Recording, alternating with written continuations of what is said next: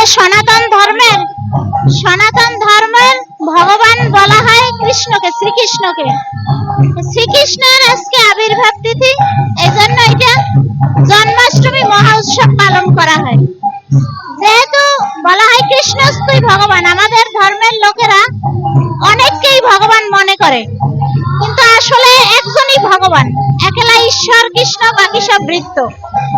সেই ঈশ্বর ভগবান হয়েছে পরমেশ্বর ভগবান শ্রীকৃষ্ণ, অনাদিরাদি গোবিন্দ যাকে আমরা বলি।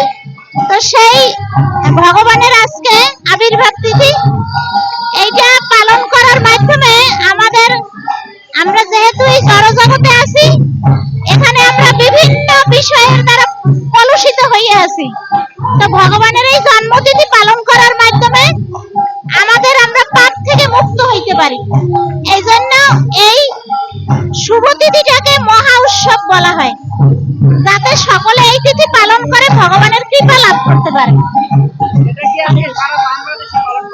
হ্যাঁ, এটা সারা বাংলাদেশে না, শুধুমাত্র সারা বিশ্বে এই তিথিটা পালন করা হয়, সারা বিশ্বে।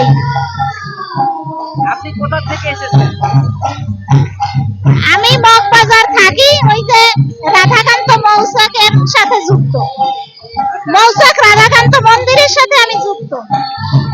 আপনারা পরিবারের সবাই কি কৃষ্ণ ভক্ত? না, আমি এবং আমার স্বামী, আমরা দুইজনে ভক্ত, এই ভক্তি জীবন পালন